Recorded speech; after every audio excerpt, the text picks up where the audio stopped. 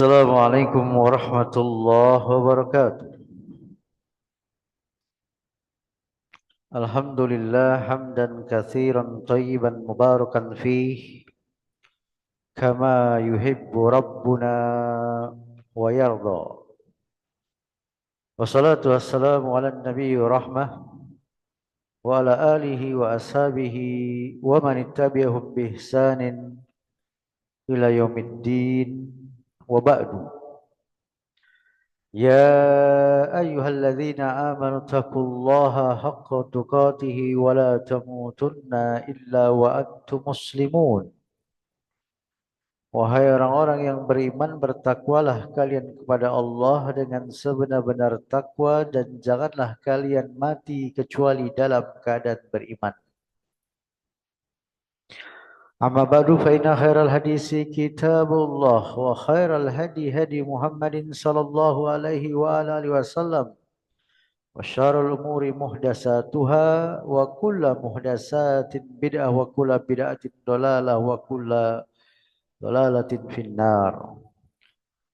Ikhwah a'azzakumullah wa bapak ibu-ibu jamaah tetap salat subuh dan salat-salat wajib lainnya serta kajian Islam Masjid Al-Wahyu yang kami cintai dan kami muliakan karena Allah, wabil khusus Ketua DKM dan jajaran pengurusnya.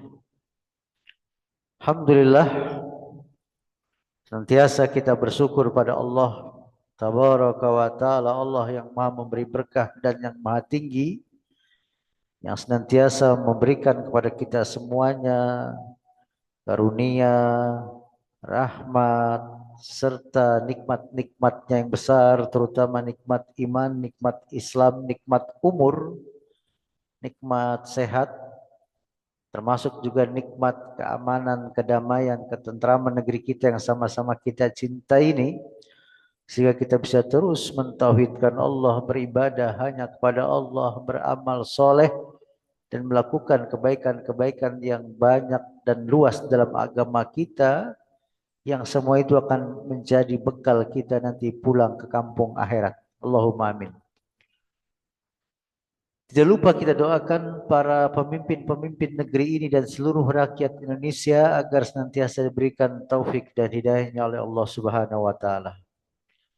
Juga tidak lupa kita doakan saudara-saudara kita yang sedang sakit, baik keluarga kita, jamaah kita, tetangga kita, saudara kita, baik yang sedang hadir, yang tidak hadir di rumah sakit ataupun di rumah, agar Allah segera angkat penyakitnya dengan kesembuhan tanpa sedikit pun bekas. Dan tidak lupa juga kita doakan para saudara kita di Palestina dan negeri-negeri Islam lain agar Allah berikan kekuatan, kesabaran, keselamatan, keamanan, kemudian kejayaan, kesuksesan, dan serta Allah segera hancurkan musuh-musuh Islam dan kaum muslimin, agar Allah berikan kejayaan kepada Islam dan kaum muslimin. Allahumma amin. Bapak Ibu sekalian, kabarnya sehat-sehat aja Bapak Ibu ya. Alhamdulillah ya, walaupun kita jarang bertatap muka, tapi yang penting Allah Subhanahu wa Ta'ala senantiasa berikan keistiqomahan kita di atas Islam dan sunnah setelah Allah berikan kita kesehatan. Allahumma amin. Bapak Ibu, tema kita pada pagi hari yang berbahagia ini adalah hal-hal yang diperbolehkan dalam sholat dan hal-hal yang membatalkan sholat. Ini kita selang-seling dengan pembahasan fikih ya. Karena begini Bapak Ibu sekalian, ada di masyarakat kita ada hal-hal yang dianggap sebenarnya boleh, tapi di masyarakat kita sebagainya mengatakan tidak boleh. Padahal menurut dalil, menurut contoh Nabi dan para sahabat itu suatu hal yang diperbolehkan. Nah, begitupun sebaliknya. Sebagian masyarakat menganggap boleh, padahal menurut agama tidak boleh. Ya. Atau sebagian kita menganggap itu membatalkan sholat, padahal tidak. Ataupun sebaliknya. Prinsipnya kita dalam beragama, dalam beribadah, terutama sholat, untuk mengatakan boleh tidak boleh, membatalkan atau tidak membatalkan, maka yang dilihat itu dalil, bukan katanya, bukan menurut suara mayoritas, juga bukan menurut akal dan perasaan kita, tidak, tapi menurut hujjah, menurut dalil, menurut ilmu. Apapun dalam perkara agama, baik itu menentukan itu tauhid, itu syirik, ini sunnah, itu bid'ah misalnya, itu halal, itu haram, nggak boleh sembarangan. Harus berdasarkan ilmu. Allah Subhanahu wa taala berfirman, "Wala takfu ma laisa laka bihi ilmun. Inna sam'a wal basara wal fuada kullu ulaika kana anhu mas'ula." Dan janganlah kalian mengikuti sesuatu apa yang kalian tidak memiliki ilmu tentangnya. Karena sungguhnya pendengaran, penglihatan akan dimintai pertanggungjawab. Termasuk hati akan dimintai pertanggungjawaban jamaah sekalian. Ya, nah agar kita tidak salah paham, mari kita bahas satu persatu. Jadi hal-hal yang diperbolehkan dalam sholat yang dibahas dalam buku fikih sholat berdasarkan Al-Quran dan Sunnah ini, yang bestseller ini, itu ada 11 hal yang sebenarnya diperbolehkan, dan ada juga yang membatalkan sholat itu ada 6 hal. Baik, yang pertama yang diperbolehkan di dalam sholat yaitu berjalan untuk suatu keperluan. Ini kedengarannya aneh ya, kalau kok sholat jalan. Karena Nabi SAW pernah melakukan itu. Waktu Nabi SAW sholat sunnah, jadi diceritakan oleh Aisyah radhiyallahu anha, kan secara umum Nabi sholat sunnahnya di mana Pak? Di rumah. Ya, itu Nabi sholat di rumah menghadap kiblat. Nah, pas kiblat itu pintu masuk rumah begitu. Nabi lagi sholat, Aisyah radhiyallahu anha ketok pintu dari luar. Kalau ketok pintu maksudnya minta ditutup atau dibuka pintunya Pak? Dibuka ya. Nabi tanpa membatalkan sholat sedikit pun, Nabi berjalan. Berjalannya tetap bersedekap. Mengarah pintu, buka. Dan tidak berkata apa-apa. Sebab kalau berkata apa-apa, batal gak Pak? Misalnya, kamu ini lagi sholat ganggu aja. Itu batal. Atau saya lagi sholat, kamu minta buka pintu. Batal. Atau lain kali jangan diulang ya. Batal. Nah, riwayatnya dari Aisyah radhiyallahu anha, semoga Allah meridainya, ia berkata, Rasulullah SAW pernah sholat di dalam rumah yang pintunya tertutup. Tentu rumah beliau ya Pak, kan rumah tetangga, rumah sahabat, bukan rumah Nabi ini. Lalu aku datang, aku di sini siapa tadi Pak? Aisyah radhiyallahu anha. Dan minta dibukakan. Beliau kemudian berjalan, kan Rasul lagi sholat ini, dan membukakan pintu untukku. Setelah itu beliau kembali ke tempat sholatnya. Aisyah mensifati bahwa pintunya berada di arah kiblat. Ini hadis Hasan, diriwayatkan Imam Abu Daud. Di nomor hadis dalam Sunan Abu Daud itu nomor hadis 922, Sunan Tirmidzi nomor hadis 601, An-Nasai juz 3 halaman 11, Al-Baihaqi juz 2 halaman 265, dihasankan oleh Syalbani dalam kitab Irwaul Ghalil nomor hadis 386. Ya, jadi boleh Pak, keperluan, ada suatu keperluan boleh lagi sholat itu. Ibu lagi sholat di rumah. Ya, kita agak melihat anak kita melakukan sesuatu yang bahaya misalnya. Itu boleh tanpa membatalkan sholat, tanpa bicara, ambil misalnya, deketin gitu. Tanpa bicara batal. Iya, ibu lagi sholat misalnya di musola dekat dapur. Sholat wajib, kalau sholat wajib nggak boleh sembarangan batalin ya Pak.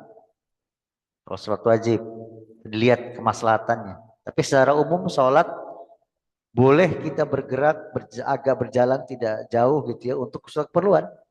Ibu lagi sholat di musola rumah ibu, teringat, kompor belum dimatikan itu. Air luber-luber. Wah sayurnya misalnya, itu ibu boleh berjalan tanpa membatalkan, ya matikan. Dan nggak boleh ngomong misalnya, untung cepat saya matikan, batal sholatnya. Jadi dia bisa kembali lagi ke tempat sholat seperti hadis yang diceritakan oleh Aisyah radhiyallahu anha. Tadi Rasulullah sedang sholat dalam rumah yang pintunya tertutup. Kata Aisyah, lalu aku datang dan minta dibukakan. Beliau berjalan dan membukakan pintu untukku. Setelah itu beliau kembali ke tempat sholatnya. Aisyah mensifati bahwa pintunya berada di arah kiblat. Misalnya kiblat, Nabi lagi sholat begini. Rumah Nabi kan nggak besar Pak. Ya, Aisyah ketok pintu, Nabi maju membukakan pintu. Itu boleh. Ada sebuah hajat keperluan tanpa berbicara, tanpa berkata-kata. Yang kedua, boleh lagi sholat menggendong bayi atau anak kecil, balita. Dalilnya, Nabi pernah jadi imam sholat, Bapak Ibu, sambil menggendong salah cucu beliau, yang namanya Umamah. Umamah itu anaknya Zainab binti Rasulullah. Bapaknya Umamah atau menantu Nabi namanya Abul As bin Ar-Rabi radhiyallahu anhu. Dari Abu Qatadah radhiyallahu anhu, semoga Allah meridhoinya, disebutkan bahwasanya Rasulullah SAW pernah sholat sambil menggendong Umamah, putri Zainab binti Rasulullah SAW. Dan Umamah ini bapaknya adalah Abul As bin Ar-Rabi. Berarti Abul As Ar-Rabi siapanya Nabi Pak? Salah satu menantu. Jadi menantu Nabi bukan hanya Ali bin Abi Thalib, banyak. Ya, diantaranya Abul As Ar-Rabi. Termasuk juga Utsman itu juga menantu Nabi radhiyallahu anhu. Apabila beliau berdiri, apabila Nabi jadi imam lagi berdiri, beliau menggendongnya, digendong tuh. Cucu Nabi. Ya, digendong. Namun apabila sujud, beliau meletakkannya. Ini kemungkinan sekian bulan umurnya Pak ya. Berarti ini belum bisa lari. Kalau lari nggak mungkin bisa diambil gendong. Jadi hal yang diperbolehkan yang kedua dalam sholat yaitu menggendong anak kecil. Jadi Pak kalau kita bawa anak kecil itu dari lari-lari, mengganggu, mic imam diambil, itu ya, macam-macam ya. Lari-lari, kacamata bapak diinjak, padahal mahal. Handphone juga diinjak gitu ya. Makanya seperti ini untuk sementara jangan diajak ke masjid. Istri kita jaga sementara. Kecuali anak itu tenang. Karena didikan orang tuanya luar biasa ketat misalnya ya. Jadi anak itu disiplin. Maka tidak mengapa. Nah ini hadis ini Diriwayatkan oleh Imam Bukhari nomor hadis 516, Muslim nomor hadis 543, Imam Ahmad, Abu Daud, Ad-Darimi, Ibnu Khuzaimah, Ibnu Hibban dan Al-Baihaqi. Hadisnya sahih muttafaq alaih. Disepakati oleh Imam Bukhari dan Imam Muslim, Pak. Tentang Nabi pernah menggendong cucunya. Nabi jadi imam loh, imam sholat.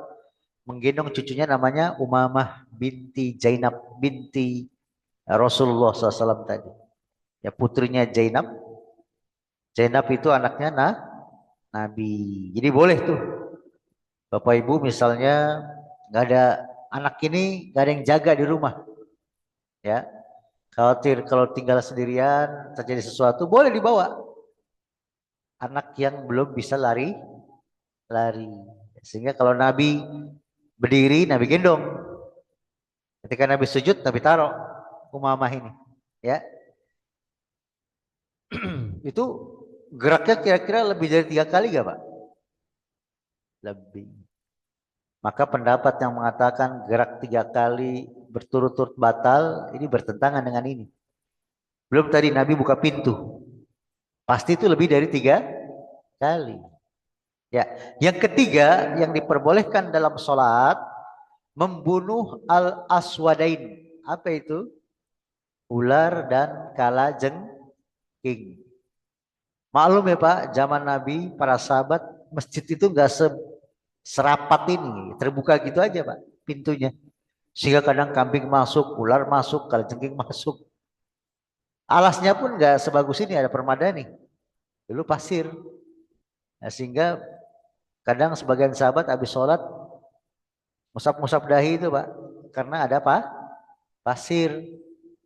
Nah, dalilnya dari Abu Hurairah radhiyallahu anhu disebutkan bahwasanya Rasulullah SAW menyuruh supaya membunuh 2 binatang hitam pada saat sholat, yaitu kalajengking dan ular.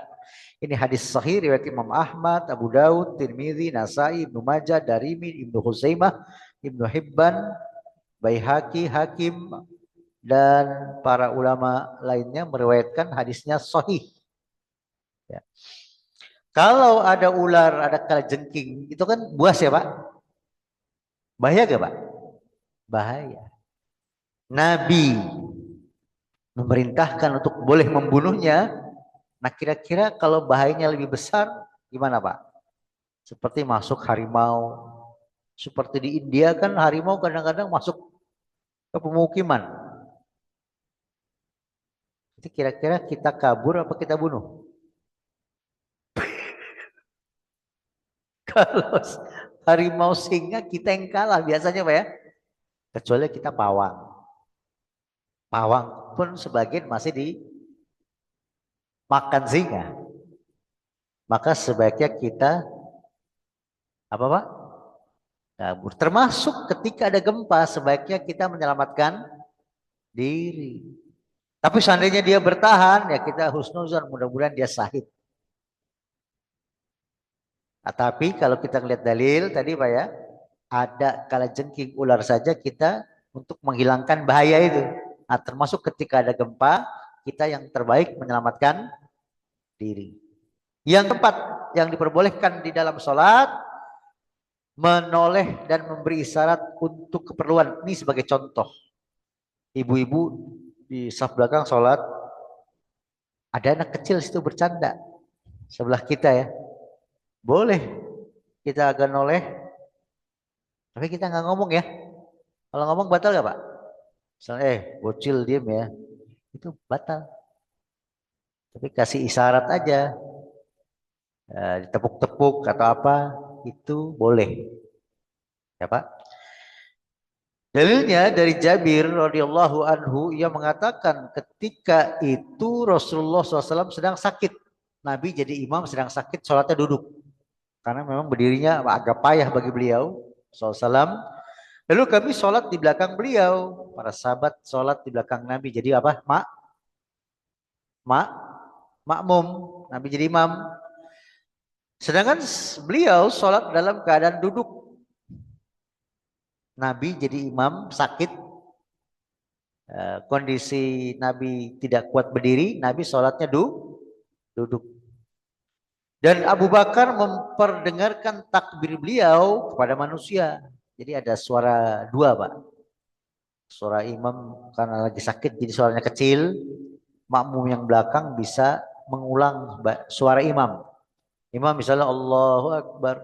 Kecil suaranya, Pak. Abu Bakar itu menyambung suara Nabi. Allahu Akbar. Jadi yang belakang biar terdengar. Itu bisa dipraktekkan, Pak, ketika imam suaranya soft ya atau mic-nya bermasalah gitu ya. Itu makmum yang belakang boleh nyambung suara imam. Nah, ini contohnya Abu Bakar radhiyallahu anhu, sahabat dan sekaligus mertua Nabi. Ya, Nabi lagi sakit, suaranya pelan, itu disambung suaranya oleh Abu Bakar. Boleh itu, Pak. Ya, jadi Abu Bakar memperdengarkan takbir beliau kepada manusia. Beliau kemudian menoleh, Nabi menoleh dan melihat kami berdiri. Beliau lantas mengisyaratkan supaya pada apa?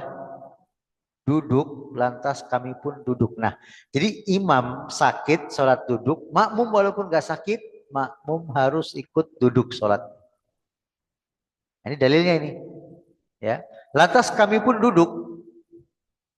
Ini hadis sahih riwayat Imam Muslim nomor hadis 413. Ibu kalau ada di rumah terjemahan Sahih Muslim, ya Kak, kami pernah cocok ini nomornya 413. Musnad Ahmad juz 3 Ahmad. Musnad Ahmad itu Bapak Ibu sudah terjemah 20 jilid. Ya kurang lebih seginilah tebalnya. 20 jilid. Ini di juz 3 ya. Di halaman 334, tapi kalau yang di sini Arabnya ya. Jadi kalau terjemahannya agak berbeda halaman, tapi nomor hadisnya sama. Ya. Abu Daud nomor hadis 6.606, An-Nasai juz 2 halaman 84, Ibnu Majah nomor hadis 1240, Ibnu Khuzaimah nomor hadis 486, 873, 886, Ibnu Hibban 2119, dan terakhir Imam Al-Baihaqi dalam kitabnya juz 3 halaman 79. Jadi ini dalil boleh kita memberi syarat. Tadi misalnya lagi sholat, anak-anak di belakang kita berisik. Ya, boleh kita sambil begini tanpa ngomong ya Pak, tanpa begitu, begini saja. Sambil melihat dia boleh. Atau kita begini supaya dia diam. Yang penting kita tidak berbicara. Kalau enggak didiamkan Pak, mengganggu sampai salam itu biasanya. Berisiknya itu namanya anak-anak Pak ya. Yang kelima yang diperbolehkan dalam sholat, ini kedengarannya aneh tapi nggak aneh kalau kita bisa praktekkan Pak ya. Boleh meludah di baju atau mengeluarkan sapu tangan dari saku. Kalau sekarang ada tisu. Ya, ketika kadang-kadang kita kan ingin meludah ya, ada lendir, ada apa? Dahak ya. Nggak mungkin dipertahankan Pak. Kalau dipertahankan nggak, kemudian ketelan bisa batal. Karena makan minum dalam sholat membatalkan sholat. Ya. Tapi tidak membatalkan wudhu ya Pak. Ini kadang-kadang suka terbalik-balik. Makan itu pembatal sholat dan pembatal puasa. Ini kadang-kadang ada ya, udah ada berwudhu, ibunya bilang, nah itu ibu ada bikin kue nak, cobain nak. Wah bu, saya baru wudhu. Padahal wudhu itu pembatal puasa, pembatal sholat. Apa? Makan ya. Iya makan ya. Bukan pembatal wudhu. Kecuali makan daging onta. Ada hadisnya, kita pernah bahas di antara pembatal wudhu makan daging onta. Tapi jangan salah paham ya Bapak Ibu ya. Wah kalau gitu makan babi boleh dong. Bukan. Ini kita sedang babnya beda ya. Pembahasan pembatal wudhu. Bukan makanan yang halal haram. Beda lagi tuh babnya. Ya, tersendiri. Sebagaimana telah disebutkan dalam hadis Jabir radhiyallahu anhu tentang larangan meludah ke arah kiblat. Ya, jadi kita Zaman Nabi itu Pak, itu sholat ya, ataupun di luar sholat itu dilarang kita meludah arah kiblat. Ya termasuk ketika BAB, BAK ya, jangan sampai WC toilet kita menghadap kiblat atau membelakanginya. Ya kita harus samping kanan, samping kiri gitu Pak. Walaupun sudah ketutup tembok, menurut pendapat yang kuat tidak boleh. Tapi seandainya toilet WC itu sudah begitu, ya, yang bangun nggak ngerti, tukangnya nggak paham juga, yang punya rumah juga nggak paham waktu itu, kita terpaksa kita miringkan waktu kita sedang BAB agar tidak persis benar menghadap kiblat. Ya, itu hadis diriwayatkan Imam Muslim, Abu Daud, Ibnu Hibban. Ya, hadisnya sahih. Nah, kemudian yang keenam yang diperbolehkan. Jadi tadi Pak kembali ya. Sebelum yang keenam, lagi sholat, kita berdeham, ada dahak, jangan ditelan. Atau jangan dipertahankan sehingga mengganggu kekhusyuan kita. Ambil tisu, meludah, kantongin. Sebab kalau dipertahankan, mengganggu tadi. Mikirin ini, lagi sholat tuh, ada ludah sini ya. Atau lama-lama bisa-bisa ketelan. Bisa membatalkan sholat. Buang saja nggak apa-apa. Kalau zaman dulu kan alas itu pasir Pak. Jadi kalau ada cairan jatuh meresap pasir. Beda. Kalau sekarang kan permadani. Ya, nggak boleh. Yang keenam memberi syarat untuk menjawab salam. Jadi begini Pak, Nabi pernah sholat. Ya, beberapa sahabat datang, Assalamualaikum. Nabi pada lagi sholat. Nabi jawab salamnya cuma begini. Tidak pakai ucapan. Kalau pakai ucapan, batal. Jadi Nabi lagi sholat, Nabi tangan cuma begini. Jawabannya, kita baca hadisnya, dalilnya. Dari Abdullah bin Umar radhiyallahu anhuma, semoga Allah meridhoinya, ini anak Umar bin Khattab Pak ya. Ia berkata Rasulullah SAW keluar menuju Kuba, Masjid Kuba untuk sholat di sana. Ini masjid pertama-tama sebelum Masjid Nabawi. Namanya masjid apa Pak? Kuba. Untuk sholat di sana tidak lama kemudian orang-orang Ansor berdatangan. Ini pertama kali hijrah. Dan mengucap salam pada beliau yang sedang sholat. Bayangkan, Nabi lagi sholat, para sahabat mengucapkan salam. Ibnu Umar melanjutkan, lalu aku pun bertanya kepada Bilal. Di antara yang menyaksikan itu Bilal ya Pak. Bagaimana engkau melihat Rasulullah menjawab salam saat mereka memberi salam pada beliau yang sedang sholat? Gimana cara menjawab salamnya? Padahal lagi sholat. Ya, jadi Ibnu Umar tadi, anaknya Umar itu penasaran sama Bilal yang hadir ketika itu. Ya kan? Ibnu Umar kemungkinan belum lahir waktu itu ya. Bilal yang udah tahu kejadian itu kan. Bilal menjawab, beliau memberi isyarat seperti ini, dipraktekkan sama Bilal. Dia membuka telapak tangannya, telapak tangan dibuka, bukan menggenggam, dibuka. Ya, Ja'far bin Aun pun membuka telapak tangannya. Ya. Di antaranya ada sahabat Ja'far bin Aun di situ mempraktekkan membuka telapak tangannya. Ia menghadapkan bagian dalamnya ke bawah, bagian luarnya ke atas. Seperti ini, Pak. Ini di dalam tuh ini ke bawah, atas. Bagian atasnya ke atas. Jadi lagi sholat, Assalamualaikum. Kita bisa jawab seperti ini. Soal, seandainya kita nggak mau begini, boleh gak? Kita nggak jawab salam, boleh gak Pak? Hah? Jawabannya, menjawab salam hukumnya apa Pak? Wajib, tetap. Assalamualaikum. Ya kita begini aja sudah. Yang sunnah memberi salam. Menjawab salam hukumnya wajib. Seperti itu ya. Jadi ada kita lagi sholat, anak kita nggak tahu kita lagi sholat ya. Kita diberi salam. Assalamualaikum. Seperti itu aja. Ya.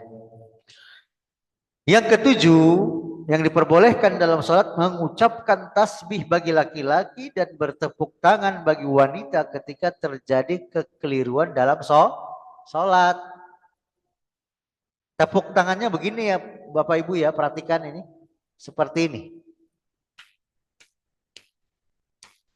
Bukan begini, tapi untuk siapa itu? Perempuan. Kalau laki-laki, subhanallah. Bisa aja imam harusnya duduk tahiyat awal langsung berdiri kan bisa Ibu ya. Yang kalau perempuan ngingetin imam ngapain? Tepuk tangan apa tepuk sakinah? Tepuk tangan ya. Tepuk tangan untuk perempuan, laki-laki subhanallah. Beda halnya kalau imam lupa bacaan, salah bacaan. Itu yang kita lakukan adalah membetulkan bacaan imam. Kalau kita hafal, kalau nggak hafal jangan sosokan ya nanti salah tambah runyam gitu ya. Imam jadi kacau pikirannya ya. Dalilnya dari Abdullah bin Umar. Oh, salah ini ya. Dalilnya dari Sahal bin Sa'ad radhiyallahu anhu Rasulullah SAW bersabda, "Ayuhan nas, malakum hina nabakum syai'un fil shalah ahastum fit tasfiq innama tasfiqu lin nisa." Itu dia. Man nabahu syai'un fi salatihi fal yakul subhanallah. Untuk laki-laki. Fa innahu la yasma'uhu ahadun hina yaqulu subhanallah illal tafat. Wahai manusia, kata Nabi SAW, kenapa jika terjadi sesuatu dalam sholat kalian bertepuk tangan? Ini ditegur nih sahabat yang laki-laki, kok tepuk tangan laki-laki gitu loh. Sesungguhnya bertepuk tangan adalah lin nisa untuk wanita. Barang siapa menemui kekeliruan dalam sholat, maksudnya kekeliruan imam ketika kita para makmum sedang sholat jamaah, hendaklah ia mengucapkan subhanallah untuk laki-laki. Karena sesungguhnya tidaklah seseorang mendengarnya ketika ia mengucap subhanallah kecuali ia menoleh. Ini hadisnya panjang diringkas apa maksudnya? Tidak semuanya disampaikan di sini, tapi intinya kalau ada kesalahan imam, khususnya kesalahan gerakan ya Pak, maka laki-laki mengucap subhanallah, si akhwat, si ibu-ibu perempuan di sop belakang bertepuk tangan. Ya, tepuk tangannya begini. Ya, itu dipraktekkan dalam riwayat yang lain ya. Kalau laki-laki ucap apa tadi Pak? Subhanallah. Jadi kalau imamnya masih salah, kita jangan sampai nama-namain subhanallah, la ilaha illallah, astagfirullah, Allahu akbar. Enggak. Hanya subhanallah. Ya Pak. Dan subhanallah itu Pak masih bagian dari bacaan sholat. Kan ada subhana rabbil a'la, kan ya ada subhanallahnya. Sama Pak kalau kita bersin dalam sholat ngucapin apa Pak? Alhamdulillah. Kenapa diperbolehkan? Karena bagian alhamdulillah itu ada bacaan di bagian bacaan sholat dan nggak boleh dengar yarhamukallah. Karena yarhamukallah tidak ada bagian dari bacaan sholat. Ada apa bacaan sholat yarhamukallah? Apalagi dijawab yahdikumullah. Lebih nggak ada lagi tuh. Itu nanti untuk di luar sholat. Jadi diizinkan yang lagi bersin aja cuman subhanallah. Alhamdulillah udah. Yang dengar nggak boleh jawab itu nanti di luar sholat bukan di dalam sholat begitu. Yang kedelapan mengingatkan bacaan imam. Nah ini dia. Nabi pernah menegur Ubay bin Ka'ab ya. Dari Ibnu Umar radhiyallahu anhuma disebutkan bahwasanya Nabi SAW mengerjakan suatu sholat lalu membaca surah dan bacanya tercampur. Nabi juga manusia Pak ya. Bedanya diberikan wahyu. Bedanya nanti dia ini beliau manusia yang pertama kali membuka pintu surga. Bedanya beliau penghulu para nabi dan jadi banyak sekali bedanya ya dengan kita Pak ya. Dari Ibnu Umar radhiyallahu anhu disebutkan bahwasanya Nabi SAW mengerjakan suatu sholat lalu membaca surah dan bacanya tercampur. Ya, tatkala selesai beliau berkata kepada Ubay, sudah selesai sholat, Nabi bicara sama Ubay bin Ka'ab yang hadir jadi jamaah Nabi. Beliau berkata, apakah engkau sholat bersama kami? Ubay menjawab, ya. Beliau berkata, bersabda, lantas apakah yang menghalangimu untuk mengingatkanku? Maksudnya kenapa pada diem semua? Gak ada yang membetulkan Nabi. Itu dia. Jadi boleh Pak. Imamnya bacanya ribet. Ngejelimet. Ya. Ketukar-tukar dengan surat yang lain. Itu kalau ada makmum yang hafal, ya disuarakan.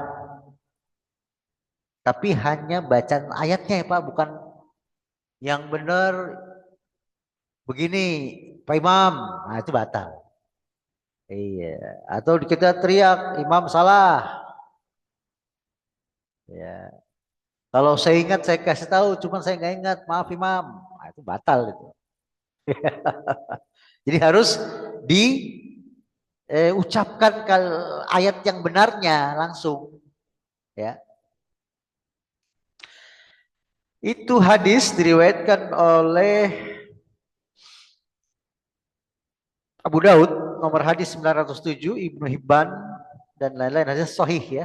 Yang kesembilan yang diperbolehkan mencolek kaki orang yang sedang tidur karena kakinya menghalangi tempat sujud. Itu boleh. Colek kita geser seperti Nabi. Nabi pernah lagi sholat tahajud. Nabi kan rumahnya sempit Pak ya, nggak gede ya. Nabi lagi sholat, ketika Nabi mau sujud, kaki Aisyah ada di tempat sujud Nabi. Dan Nabi pegang, Nabi geser, atau Nabi sentuh, atau Nabi kasih isyarat. Ya, dalilnya dari Aisyah radhiyallahu anha yang menceritakan aku menjulurkan kakiku di kiblat Nabi SAW, yaitu di tempat sujud beliau yang sedang sholat. Jika sujud, beliau mencolekku dan aku pun mengangkat kakiku. Jika beliau berdiri, aku menjulurkannya lagi. Ini hadis muttafaqun alaih, Bukhari, Muslim, Ahmad, Abu Daud, Nasai dan Baihaqi.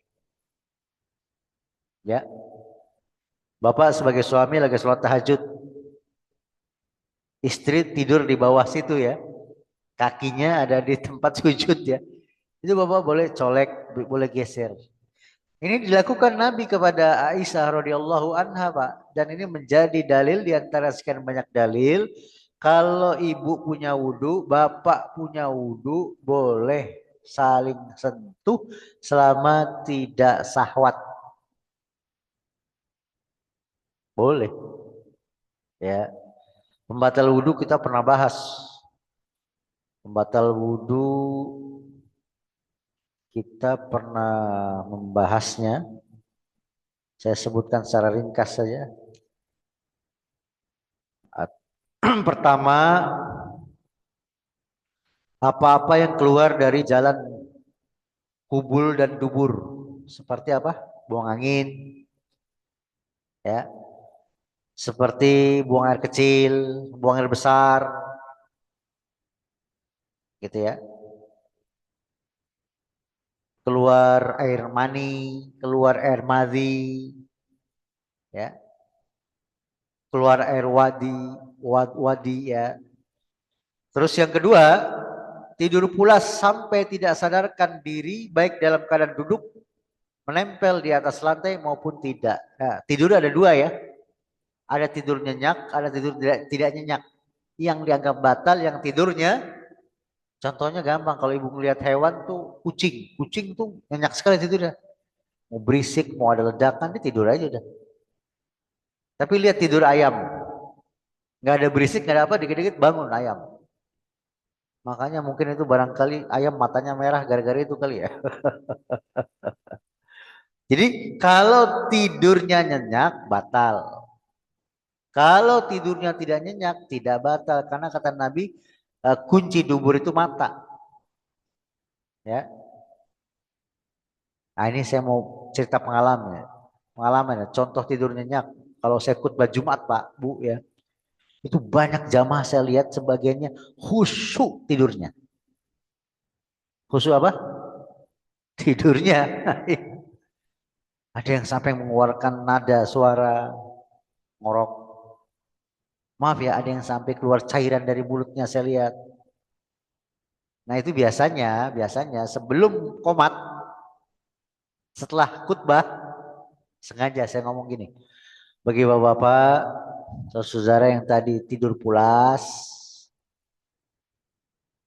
saya kasih waktu 2 sampai 3 menit untuk turun wudhu. Itu sampai seperempat masjid keluar. Saya nggak tunjuk hidung ya, bakal tunjuk hidung kan gengsi bisa-bisa ya. Padahal saya tahu orang-orang yang pelakunya. Baju batik, yang pakai baju kantor, yang pakai baju segala macam gitu ya. Dan mereka yang jujur ya mereka daripada nggak sah sholat Jumatnya Pak, mereka keluar wudhu. Ya seperti itu. Yang ketiga pembatal wudhu, hilangnya akal bukan karena tidur. Apa misalnya Pak? Depresi misalnya. Yang keempat menyentuh kemaluan tanpa alas langsung. Kulit tangan menyentuh kulit kemaluan itu batal. Kalau ada alas seperti celana, kain, ada yang menghalangi, tidak batal. Yang kelima, makan daging onta. Nah ini dalilnya biar bisa kita pahami Pak ya. Diriwayatkan dari sahabat Jabir bin Samurah radhiyallahu anhu bahwasanya seorang laki-laki bertanya kepada Rasulullah SAW, apakah aku harus wudhu karena makan daging kambing? Rasulullah SAW menjawab, kalau engkau mau maka berwudhulah. Jika engkau tidak mau maka tidak perlu berwudhu. Sahabat itu bertanya lagi, apakah aku harus berwudhu karena makan daging onta? Beliau menjawab, iya berwudhulah karena makan daging onta. Ini hadis sahih riwayat Imam Muslim dan Ibnu Majah. Diriwayatkan dari sahabat Jabir bin Samurah radhiyallahu anhu, ia berkata, kami biasa berwudu karena makan daging onta dan tidak berwudu karena makan daging kambing. Mungkin sebagian kita bertanya, kenapa kok batal? Iya, karena Nabi yang bilang batal. Adapun hikmahnya itu biasanya tugas para peneliti. Seperti Nabi tidak pernah meneliti, Pak. Kata Nabi, apabila seekor lalat masuk ke dalam bejana kalian atau gelas, lalat ya, selupi lalatnya kata Nabi. Tapi sekali aja, jangan dicelup-celup begitu Pak ya. Sekali aja, celupin, buang lalatnya, minum airnya karena satu sayap lalat mengandung racun, satu sayapnya mengandung penawar. Dengan dicelupi semuanya penawarnya bekerja Pak. Minum. Nah, bagi kita kan kalau akal kita terbatas, jorok sekali gitu ya.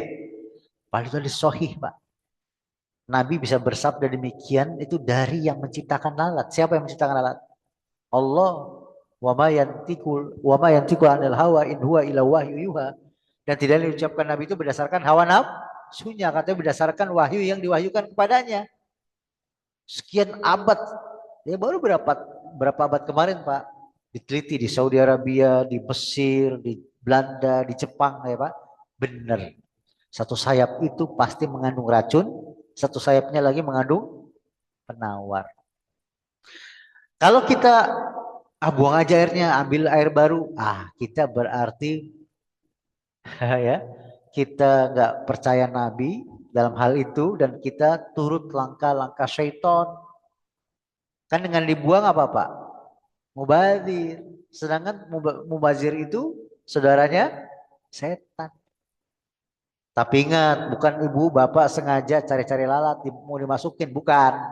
Itu kan nggak sengaja lalatnya dan ingat itu hanya hewan lalat. Nggak bisa anak tikus dimasukin gitu ya, kecoa. Ini khusus lah lalat. Dan gak usah ditanya jenis lalatnya apa, pokoknya lalat. Ya, begitu ya Bapak Ibu ya. Kemudian, nah itu tadi ada beberapa hal yang membatalkan wudhu. Ya.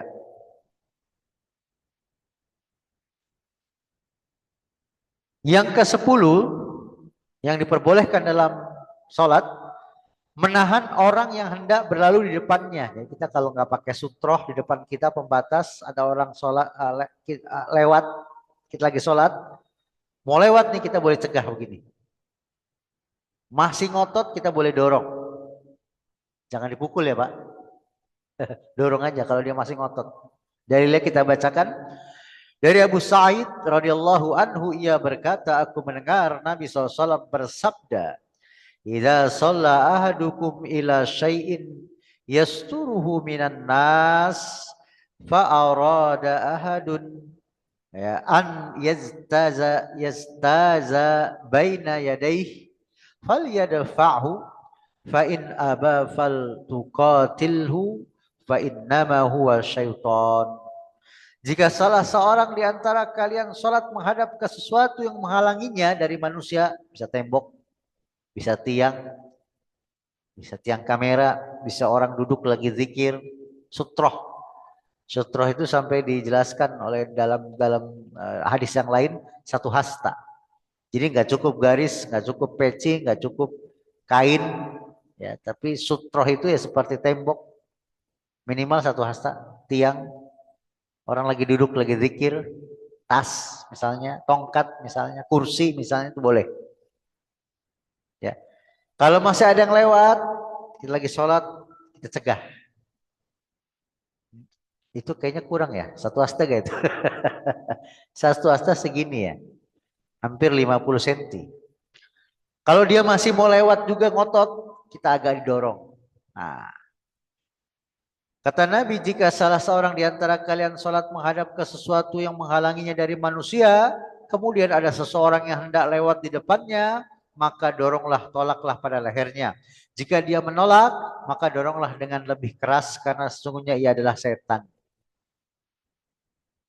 Ya, bukan dipukul ya Pak, agak dorong saja begitu. Ini hadis diriwayatkan oleh Imam Bukhari, Muslim, Ahmad, Abu Daud, Ibnu Huzaimah. Yang terakhir yang diperbolehkan dalam sholat, menangis. Menangis itu boleh. Nabi sholat pernah menangis, dilihat oleh sahabat. Dari Ali radhiyallahu anhu, ia mengatakan tidak ada seorang penunggang kuda pun di hari perang Badar kecuali Al-Miqdad. Aku tidak melihat seorang pun di antara kami melainkan orang-orang yang sedang tidur. Jadi perang Badar itu pada istirahat, ya, para sahabat tidur.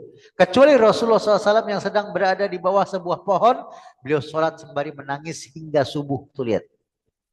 Jadi menangis tidak membatalkan sholat, boleh. Ya, khususnya waktu sholat sendirian nih. Nabi kan sholat sendirian, nggak sengaja dilihat oleh Ali bin Abi Thalib ya. Jadi nggak apa-apa. Nangis dalam sholat itu boleh. Dan pembahasan terakhir kita adalah hal-hal yang membatalkan sholat. Yang pertama, yakin adanya hadas. Jadi bukan hanya keraguan, tapi kita mencium aroma buang angin kita atau ada suaranya. Kalau nggak ada dua itu was-was syaitan, hati-hati. Jangan kita asal sembarang membatalkan, Pak. Ya. Dari Abbad bin Tamim, dari pamannya bahwasannya mengadu kepada Rasulullah SAW tentang seseorang yang seakan-akan terjadi sesuatu hadas dalam sholatnya. Nabi bersabda, la yanfatil aw la yansarif hatta yasma'a sautan aw yajida rihan. Janganlah ia membatalkan sholatnya atau berpaling dari sholatnya hingga ia mendengar suara atau mendapati aromanya, baunya.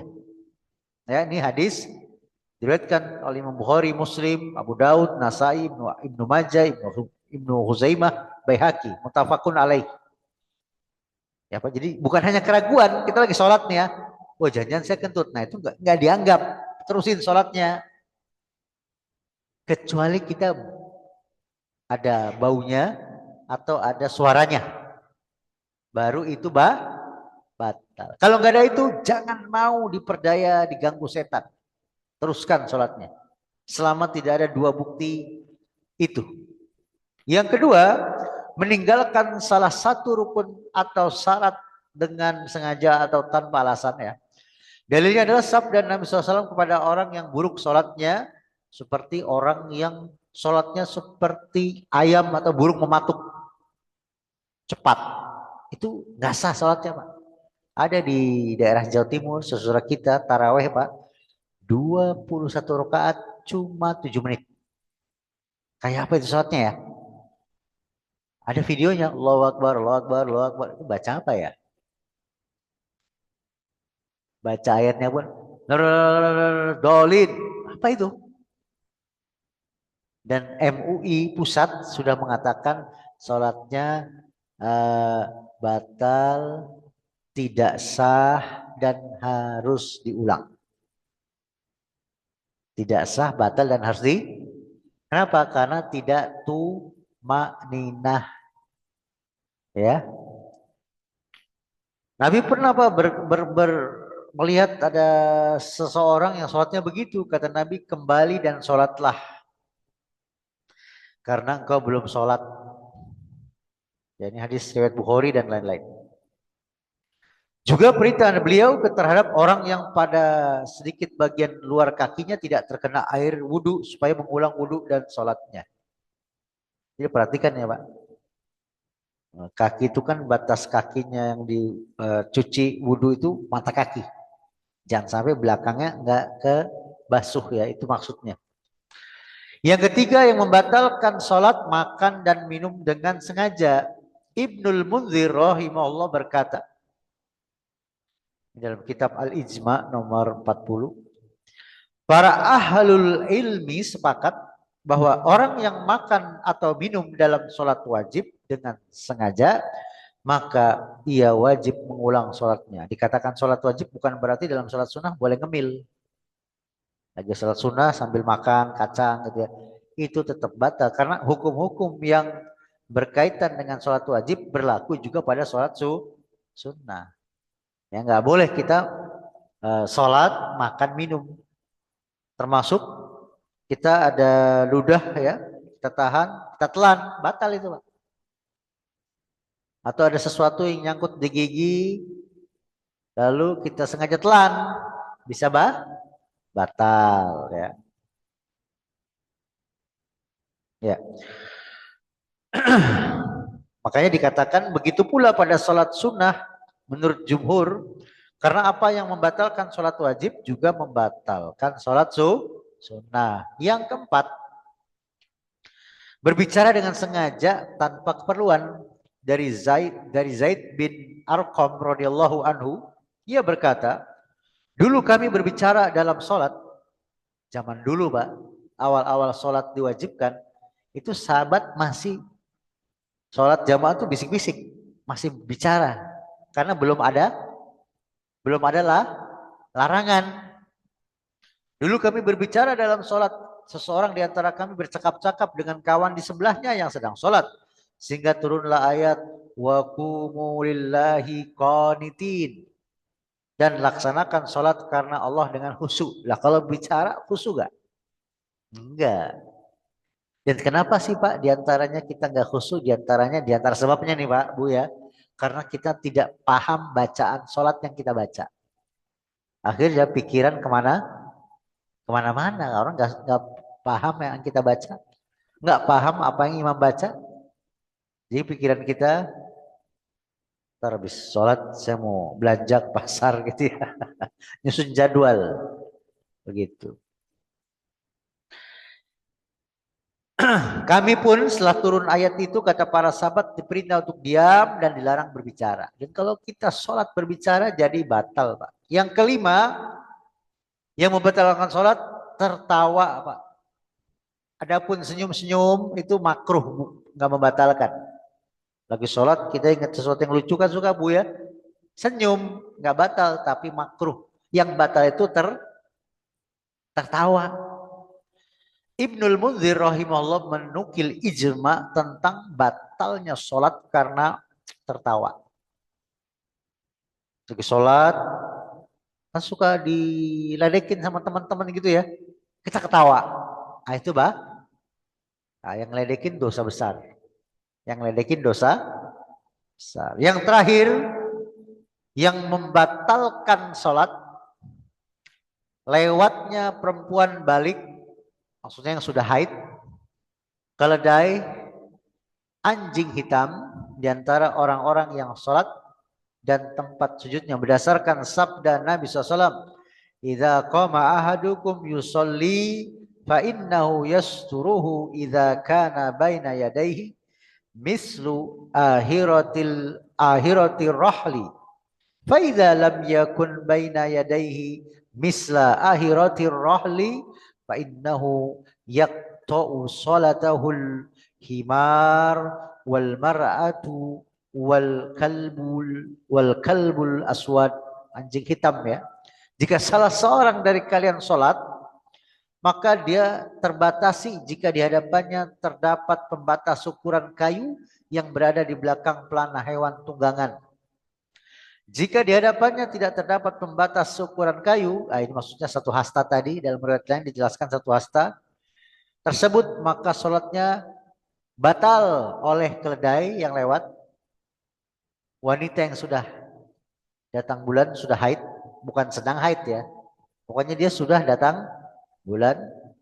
Terus anjing berwarna hitam, sholatnya bisa batal. Ini hadis sahih riwayat Muslim, Ahmad, Abu Daud, Tirmidzi, Nasai, Ibnu Majah, Ad-Darimi, Ibnu Huzaimah, dan Ibnu Hibban. Hadisnya sahih. Ya jadi itu yang bisa kita jelaskan Bapak Ibu. Ada berapa tadi? 11 perkara-perkara yang dibolehkan dalam sholat, dan ada 6 hal-hal yang dapat membatalkan sholat. Semoga bermanfaat. Silahkan yang ingin ditanyakan Pak kalau ada. Barakallahu fikum. Ya Pak.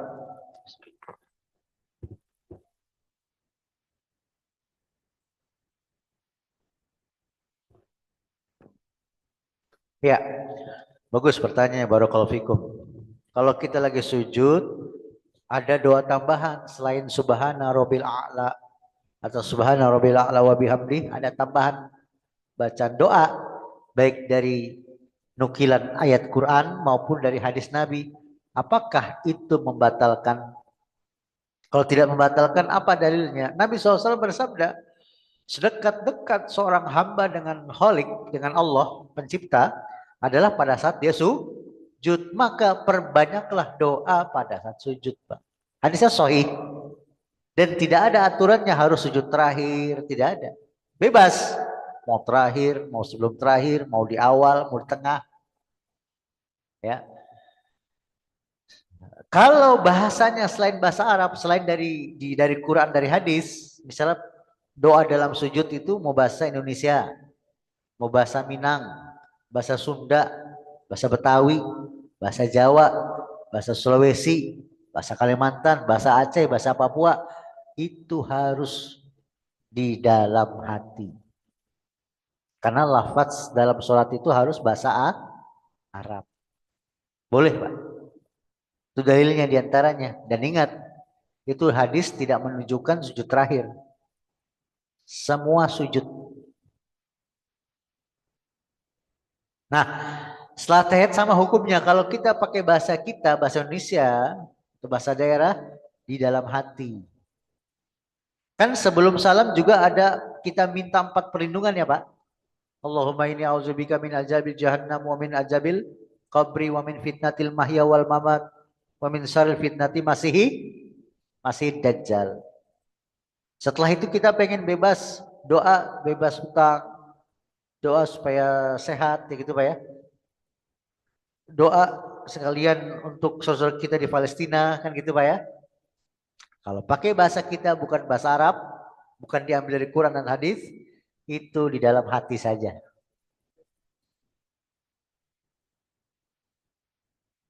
Dalam riwayat yang lain yang mungkin kita asing mendengarnya, boleh kita setelah tasawuf awal, selesai awal kita doa, boleh. Tapi itu mungkin Bapak baru dengar kali, kamu boleh gitu ya. Ada hadisnya boleh. Ya, seperti itu boleh. Atau karena darurat setelah sholat wajib, Bapak udah zikir doa selesai, boleh angkat tangan doa. Tapi itu jarang-jarang. Yang sering Nabi setelah sholat sunnah, angkat tangan itu. Allahu a'lam. Tadi ada sebelah sini tanya Pak, silakan Pak Heru. Assalamualaikum warahmatullahi wabarakatuh. Assalamualaikum warahmatullahi wabarakatuh. Ada dua pertanyaan Ustaz. Pertama, pada saat imam duduk, kita duduk Ustaz ya. Tapi pada saat di tengah-tengah misal rakaat kedua, imamnya tiba-tiba sakit gitu dan dia duduk, apakah makmum ikut duduk? Dan yang Ya, kedua Ustaz, menyambung pembicaraan Pak Bonansa tadi, pada saat kita ruku atau sujud, itu ada riwayat Ustaz, saya pernah dengar di penghujung umur misal Ustaz, Nabi sering membaca Subhanakallahumma Rabbana wa bihamdika Allahumma al-maghfirli. firli. Ya itu apa? Gimana Ustaz? Makasih. Baik, barakallahu fikum, pertanyaan bagus sekali. Yang pertama, ketika di pertengahan sholat, imam nggak mampu berdiri. Jadi imam milih melanjutkan sholat, di pertengahan sholat sampai akhir duduk. Pertanyaannya, apakah makmum ikut duduk? Jawabannya iya, berdasarkan hadis tadi. Bahkan Nabi sampai memalingkan wajahnya, lihat, mengisyaratkan supaya pada duduk. Padahal sahabat sehat. Jadi kita ikut duduk, karena wajib ikut imam. Kata Nabi SAW, ju'ilal imam liyu'tamma bih. Diadakan imam itu untuk diikuti. Tapi dalam perkara-perkara yang tidak menyelisih sunnah. Bukan perkara-perkara yang bid'ah, bukan. Yang kedua, pertanyaan Pak Heru tadi, soal bacaan yang tadi, itu sebenarnya boleh dibaca untuk menggantikan Subhana Rabbiyal A'la wa bihamdih. Karena itu sifatnya variatif, pilihan. Dan betul sejarahnya, asbabul wurudnya itu ketika Nabi di penghujung usianya, betul. Tapi itu tidak berlaku misalnya ntar kita bacanya ketika kita di penghujung usia. Pertanyaannya, emang kita tahu Pak, penghujung usia kita? Kalau Nabi tahu, kalau Nabi kan Nabi sampai ditawarin Pak, mau tetap hidup, kan gitu ya, dan seterusnya. Bahkan ada kisah yang masyhur ini, tapi sebagiannya kalau dengar ini terkaget-kaget ya. Nabi Adam waktu belum ada manusia lain, belum ada Hawa, Nabi Adam pernah diperlihatkan para ruh anak cucu keturunan Adam, tapi hanya rohnya saja diperlihatkan oleh Allah. Nah, dia sahih ya, dalam kisah sahih para nabi dan rasul karya Al-Hafiz Al-Imam Ibnu Katsir di antaranya. Lalu ada di antara miliaran jutaan itu roh itu, ada roh yang paling terang sehingga Nabi Adam penasaran bertanya kepada Allah. Nah, itu yang paling terang siapa? Kalau pikiran kita kan pikiran Nabi Muhammad ya Pak. Allah menjawab itu Daud. Ternyata Nabi Daud. Adam kan tahu umurnya 1000 tahun. Para nabi itu tahu umurnya Pak. Dikasih tahu memang. Adam bertanya sama Allah. Wahai Allah, umur Daud itu berapa nanti umurnya? Umurnya berapa? Allah tahu gak Pak? Dia tahu lah waktu menciptakan. Kata Allah umurnya 60 tahun. Adam kaget. Sedikit sekali. Kenapa dia katakan sedikit? Karena Nabi Adam sendiri umurnya berapa tadi? Wahai Allah, kalau begitu umurku yang 40 tahun, 1000 kurang 40 berapa? Aku hadiahkan kepada Daud, biar Daud menjadi 100 tahun. Dikabulkan oleh Allah. Waktu berjalan, hari berganti, bulan juga berganti, tahun berganti, sekian ratus tahun. Genap 960 tahun malaikat maut datang ke Nabi Adam. Ketika mau mencabut, Bapak tahu, Ibu tahu dalam hadis itu kata Nabi Adam apa? Wahai malaikat maut, bukankah umurku masih 40 tahun lagi? Berarti Adam apa? Lupa. Ini riwayat Pak, diceritakan Nabi ke para sahabat. Itu Nabi juga sambil tertawa. Karena ceritanya menarik, lucu ya Pak ya.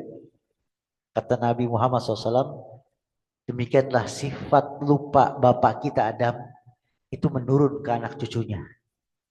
Oh jangankan Adam yang ratusan tahun, kita baru kejadian tadi pagi, sore siangnya udah lupa. Apalagi Adam yang sampai itu dia 900-an tahun, ya, mau 1000 tahun. Ya jadi berkaitan dengan pertanyaan yang kedua tadi pertanyaan kedua apa? Saya lupa ya Pak. Iya, itu bacaan itu berlaku bukan hanya di penghujung umur ya. Boleh ya kita itu sifatnya pilihan, sunnah pilihan. Doa iftitah. Itu ada beberapa macam doa iftitah. Silakan dipakai, jangan digabung-gabung. Wallahu a'lam. Ada lagi Pak, silakan Ibu. Silakan Bu. Ada mic atau cukup? Baik. Pertanyaan bagus sekali. Apa bedanya tata cara sholat perempuan dengan sholat laki-laki? Ketahuilah penjelasan para imam mazhab, termasuk Imam Syafi'i yang menjelaskan bahasanya sholat laki, sholat perempuan secara asal tidak ada bedanya. Karena Aisyah sendiri mencontoh sholat Nabi. Istri-istri Nabi mencontoh sholat suaminya itu Nabi. Sahabiat, para sahabat Nabi yang bukan istri Nabi, termasuk mertua Nabi, istri Abu Bakar radhiyallahu anha, mencontoh sholat Nabi. Oleh karenanya Nabi SAW bersabda, "Sallu kama ra'aitumuni usolli." Hadis sahih riwayat Imam Ahmad dan Bukhari. Ahmad dalam musnadnya, Bukhari dalam sahihnya. Sholatlah kalian, kata Nabi, sebagaimana kalian melihat aku sholat. Maka para ulama dalam kitab fikih mengkritisi, nggak ada itu perempuan katanya kalau sujud tangannya dikepit. Itu dalilnya dari mana? Kan suka begitu di masyarakat ya. Perempuan waktu sholat tangannya dikepit. Kecuali kalau berjamaah sempit, iya. Ya nggak bisa begini ya.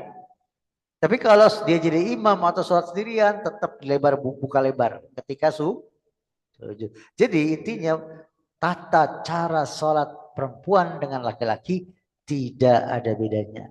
Bedanya paling Pak ketika tadi itu ada kesalahan imam, wanita tepuk tangan. Bedanya perempuan nggak boleh jadi imam untuk laki-laki, nggak boleh. Dia boleh jadi imam untuk kaumnya sesama perempuan. Ya, bedanya saf sebaik-baik saf perempuan di mana?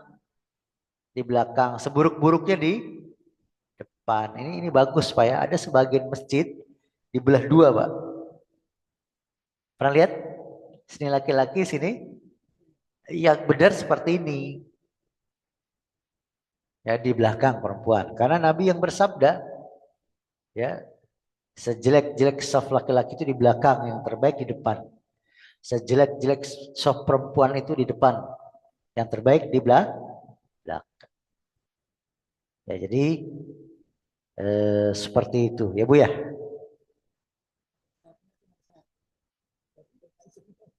Hah? Sapnya cuma satu berarti Saf laki-laki. perempuan. Kan biasanya cuma satu deret itu perempuan. Tetap. Iya. Imamnya laki-laki. Iya. Kita ini kan cuma satu deret perempuan, Pak. Iya, iya nggak apa-apa. Emang Iya. kenapa? Iya di belakang laki-laki. Iya tetap. Maksudnya tetap di belakang saf laki. Laki. Ya udah di saf pertama situ.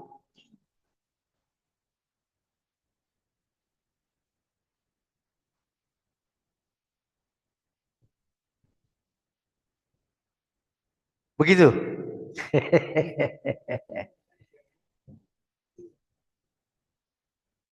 Iya di depan.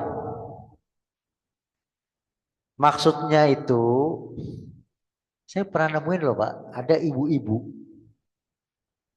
bergabung ke saf laki-laki. Padahal tempat ibu-ibu. Ditegur sama bapak-bapak. Loh, yang bangun masjid ini saya, kata dia. Oh, jawabannya begitu. Jadi ini saf laki-laki. Dia di sini Pak. Padahal ibu-ibu udah ada tempatnya sendiri. Ada sebuah masjid di daerah Pondok Bambu. Memang dia donatur. Ya. Di usia senjanya dia agak sedikit berubah kali ya. Dinasehatin. Loh, ini masjid saya yang biayain. Karena kan gak ada hubungannya ya. Iya, wallahu alam. Ya,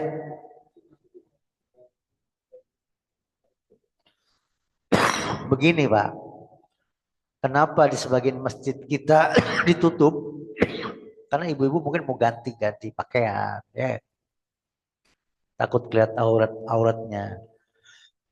Di zaman Nabi sebenarnya nggak ada ini. Makanya para sahabiat, sahabat perempuan Nabi disuruh pulang duluan. Ya. Tapi kalau mau pakai ini nggak apa-apa. Cuman kalau kajian memang bagusnya dibuka. Nanti takutnya ustadznya praktek apa kan nggak kelihatan. Ya. Sebenarnya yang disebut hijab, hijab itu kan tabir, penghalang ya. Hijab itu belum tentu wanita berjilbab. Kan bisa jadi di balik tirai perempuan gak berjilbab kan bisa jadi kan. Tapi kalau dia sudah berjilbab, pasti dia juga sudah berhijab. Jadi hijab belum tentu jilbab, jilbab sudah pasti hijab. Makanya para sahabat itu pas setelah wafatnya Nabi sering ngobrol sama Aisyah tapi dibalik hijab. Kalau Aisyah nggak pakai jilbab, kan nggak kelihatan. Ya, dibalik tabir. Tapi kalau dia sudah pakai jilbab, pasti berhijab. Tapi kalau berhijab belum tentu berjilbab. Begitu Pak ya. Pak Herus demikian ya. Ada lagi Pak? Iya Pak. Ruslan.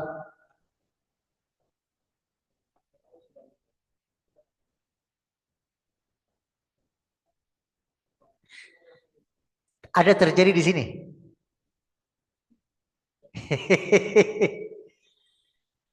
Itu hadisnya do'ifun jiddan. Sangat lemah. Jadi tidak bisa diamalkan. Kita baru datang di saf kedua nggak ada orang sama sekali. Saf pertama penuh, lalu orang di ujung kita tarik supaya nemenin kita.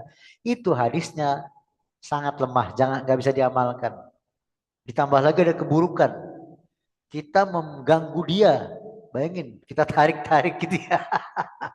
Kedua, kita itu merubah posisi dia dari posisi yang lebih utama kepada yang kurang utama. Ya, nggak apa-apa sholat sendirian. Adapun larangan hadis yang tidak sah sholat sendiri di belakang, kalau belum penuh kita sholat sendiri di belakang, nah itu dia nggak boleh. Penuhi dulu. Nah, sah mulainya itu dari tengah Pak, Bu. Dari apa? Tengah. Baru kemudian penuhi kanan, sudah penuh, baru kiri penuhin. Adapun riwayat kanan, kiri diseimbangkan, riwayatnya juga lemah. Yang benar dahulukan yang kanan, penuhi. Baru yang kiri. Insya Allah pada pertemuan-pertemuan selanjutnya Pak, kita penting membahas hukum-hukum seputar masbuk. Penting itu Pak Ruslan ya. Karena gini Bu, saya berdiri boleh ya. Ada orang masbuk nih ya. Misalnya masbuk, saya masbuk masuk imam makmum misalnya lagi apa Bapak Ibu misalnya. Ruku. Kebanyakan kita adalah ditungguin imamnya itidal, sujud, duduk, berdiri, baru dia mulai. Itu salah besar. Karena Nabi perintahkan kita untuk segera ikuti imam. Berapa banyak orang yang nunggu. Oh, nggak tahu tasawuf akhir, baru buru-buru dia. Itu lebih kacau lagi. Yang benar, tadi kan imam lagi pada ruku ya. Kita masuk shaf, takbiratul ihram, lalu ruku langsung tanpa sedekap. Kenapa? Karena imam tidak sedang sedekap. Imam sedang ruku. Sedangkan takbiratul ihram itu wajib. Bahkan para ulama menjelaskan yang afdol 2 kali takbir. Pertama takbiratul ihram, kedua takbir ruku. Tapi kalau mau hanya takbiratul ihram langsung ruku, sudah mencukupi. Bahkan Bapak Ibu, ada hadis Abu Bakrah radhiyallahu anhu. Abu Bakrah sholat masbuk, lari-lari. Di depan masjid Nabi suara terompahnya berisik. Masuk masjid suaranya tersengal-sengal karena lari kan.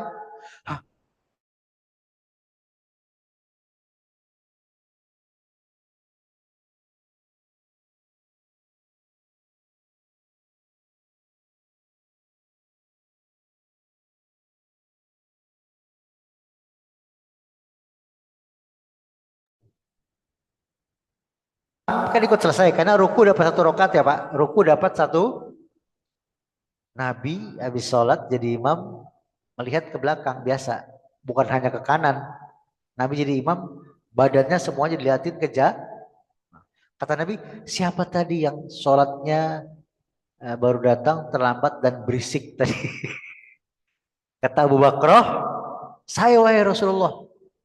Kata Nabi apa tahu Pak? Ya Abu Bakrah, zadakallahu khirsan. Semoga Allah menambah semangat padaku. Tadi semangat banget datangnya. Wala ta'ud, tapi jangan kau ulangi lagi. Nah, dari situ Bapak Ibu, pertama seorang masbuk mendapati rukunya imam dapat 1 rakaat. Tentu pahalanya tidak sesempurna orang makmum yang ikut dari takbiratul ihram imam dong, ya kan? Kedua, makruhnya kita berisik dalam sholat, tergesa-gesa. Kan dalam hadis yang lain, apabila iqomah sudah dikumandangkan, kita tetap sakinah, tenang. Tidak boleh lari. Apa yang kita dapati kita kerjakan, yang kurang kita sempurnakan. Iya. Nah, jadi Pak, prakteknya itu dari pintu masjid ke shaf dekat. Seperti ini kan dekat ya. Boleh nih Bapak ada yang masbuk, Ibu ada yang masbuk. Supaya demi mendapati ruku imam, imam lagi ruku, kita masuk masjid, Allahu Akbar. Boleh 2 kali takbir juga ya. Allahu Akbar. Allahu Akbar, ruku. Jalan masuk shaf. Tapi tadi ya, harus jaraknya nggak bisa ibu bapak praktekkan di Istiqlal, Atin. Itu sampai shaf bisa-bisa udah salam. Atau hilang, udah bubar.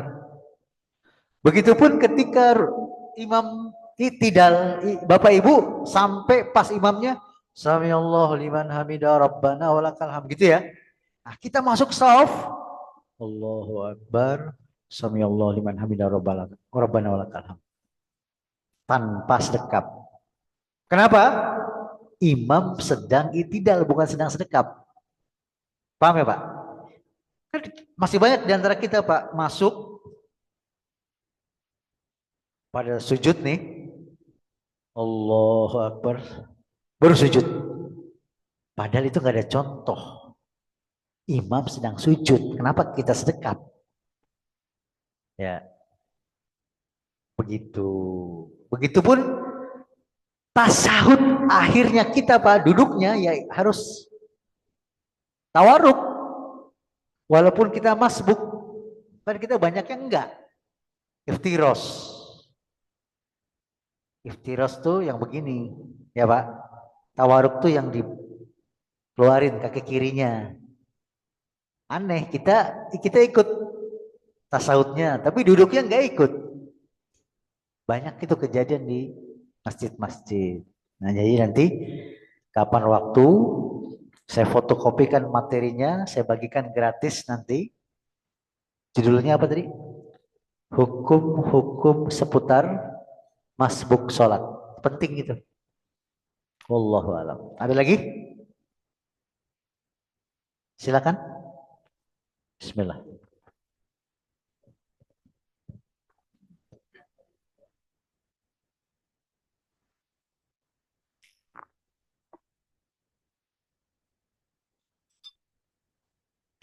Saya kalau praktek di sini ibu-ibu nggak ngeliat.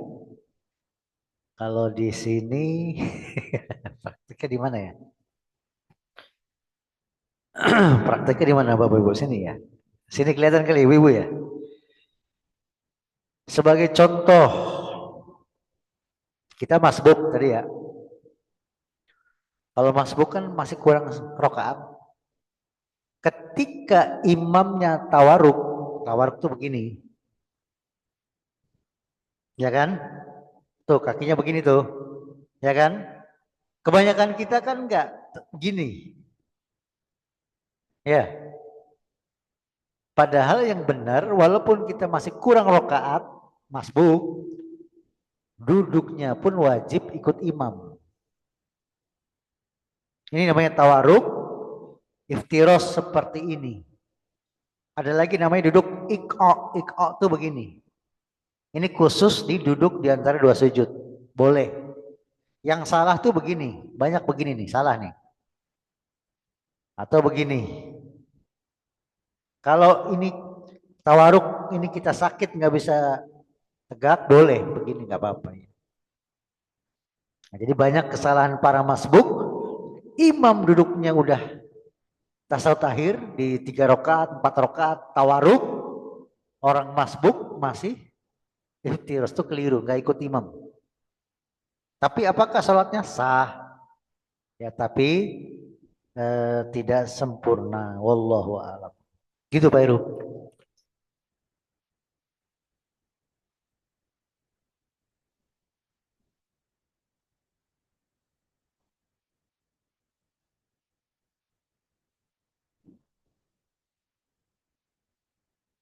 Setelah sholat kan, kalau setelah sholat, berarti lagi nggak sholat. Nah, boleh. Iya, kalau itu kan maksudnya dalam sholat tadi. Luar sholat Bapak mau begitu, mau wah gak ada orang mau push up boleh juga push up. Tiduran juga boleh, apalagi begitu.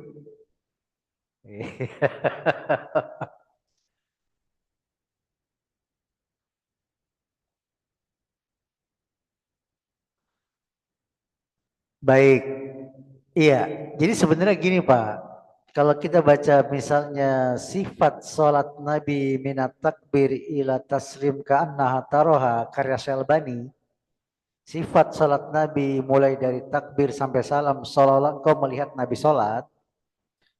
Beliau memiliki pendapat yang masyhur diketahui oleh ulama-ulama Saudi, Yordan, dan lain-lain. Bukan hanya sholat yang 2 rakaat duduk tasawuf akhirnya iftiros, tapi juga yang sholatnya 1 tasahud. Sholat 1 tasahud seperti witir, yang 1, yang 3, yang 5. Beliau memiliki pendapat dalilnya kuat. Duduknya iftiros Bu. Iftiros itu yang begini. Walaupun tasawuf akhir, tapi yang 2 rakaat atau yang 1 tasahud. Kalau imamnya tawaruk di sholat subuh tasawuf akhir, kita yakinnya iftiros, nggak apa-apa menyelisih imam dalam hal ini karena kita yakinnya yang itu. Ya. Yang nggak boleh itu Pak, yang kita menyelisihi yang sunnah itu nggak boleh. Kalau menyelisihi yang ada perbedaan boleh. Ya, nggak apa-apa. Jadi bukan hanya yang 2 rakaat, tapi juga yang tasawufnya sah. Ini banyak nih taraweh nih. Nah, kita yakin misalnya yang 2 rakaat tasawuf akhirnya iftiros. Tapi anehnya waktu witir 1, witir 3, dia tawaruk, nggak konsisten gitu ya. Padahal tasawufnya cuma 1. Wallahu a'lam. Ada lagi Pak? Iya, silakan.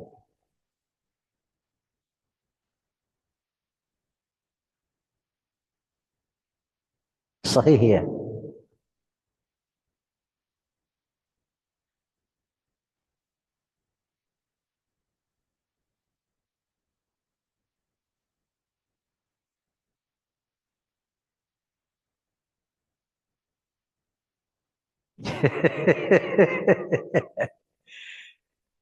Keperluannya kayaknya mendesak ya.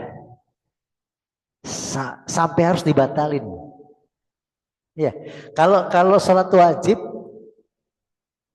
hatta dipanggil orang tuanya selesaikan dulu sholatnya. Kalau sholat wajib, kalau sholat sunnah langsung batalin tanpa salam. Ya, kan itu diantara kisahnya kisah Juraij.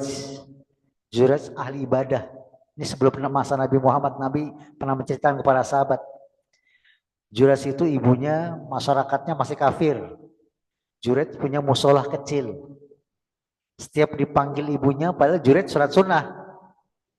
Juraij berpikir, sholatku atau ibuku ya. Rupanya Juraij milih sholatnya, padahal sholat sunnah. Ibunya kesel, ibunya non muslim.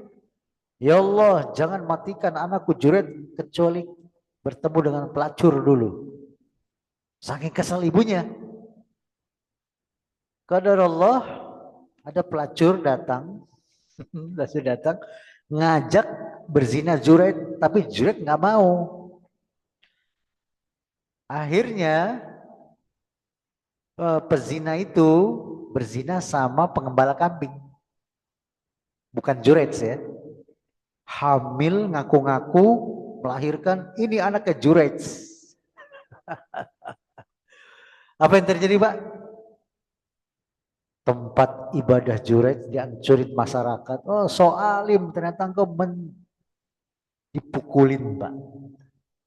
Juraij minta kesempatan sholat 2 rakaat, lalu minta anak si bayi baru lahir, sini bawa ke sini, dipegang perutnya. Coba kau bicara siapa ayahmu yang sebenarnya. Juraij minta kepada Allah supaya bayi itu bicara. Disaksikan oleh masyarakat yang gebukin Juraij.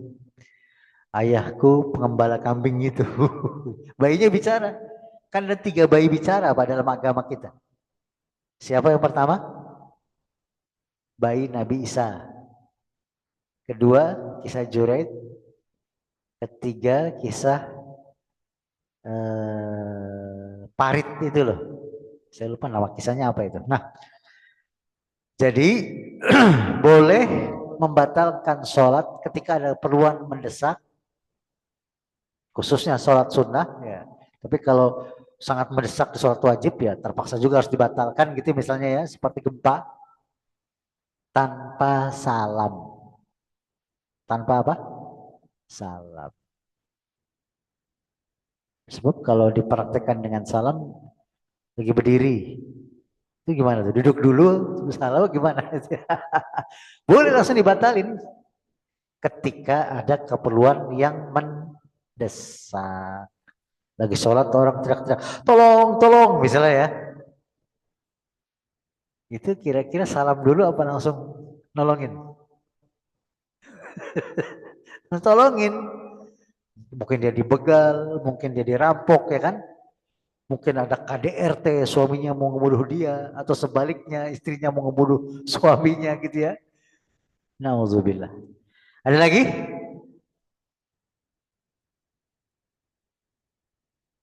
Jamaah banyak.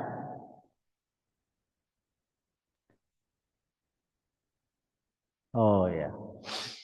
Kalau kita sholat berjamaah, kita di saf pertama, lalu kita buang angin, misalnya ya. Bolehkah kita melewati jamaah-jamaah di belakang kita? Jawabannya sangat boleh. Karena sutroh makmum itu ada di sutrohnya imam. Jadi boleh Pak melewati.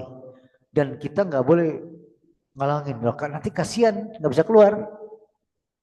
Itu ngalangin kalau kita lagi sholat sendirian atau kita jadi imam. Ya, kita cegah. Tapi kalau lagi berjamaah gitu, nggak apa-apa dia lewatin itu.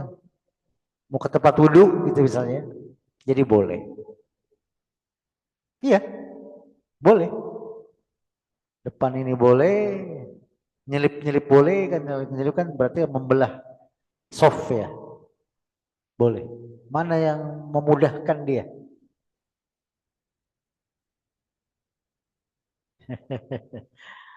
Ibu-ibu mau belanja ya?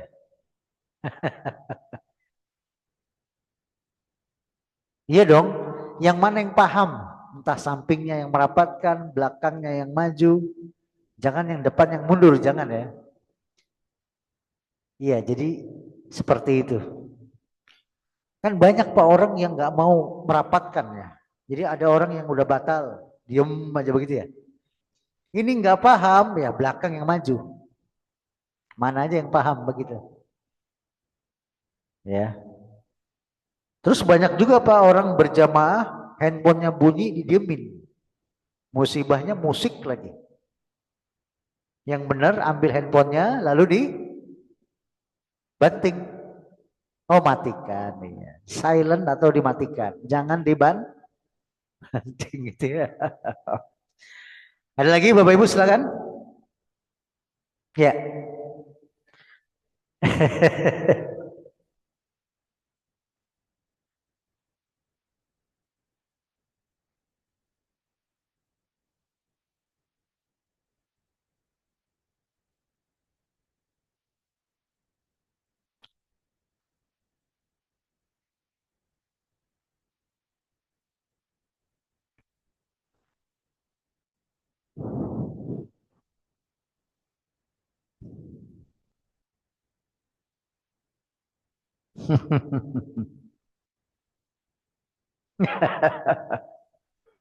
Mau jadi imam? Bukan kan? Bukan. Jadi begini Pak, ijma ulama, sepakat para ulama, menahan buang angin, menahan kencing, menahan BAB ketika sholat, itu ketika menahan tidak membatalkan sholat, karena kan belum keluar. Hanya saja dihukumi makruh. Batal sholat tidak, dosa tidak. Cuman dia kan keganggu ya, lagi sholat tapi menahan-nahan gitu ya. Pertanyaannya, boleh gak dia batalin, kemudian dia buang air kecil kah, buang air besar kah gitu ya? Jawabannya boleh. Jadi dia boleh pilih, boleh nahan dengan gangguan itu, boleh segera dia batalkan, nanti ngulang lagi sholatnya. Wallahu a'lam. Ada lagi?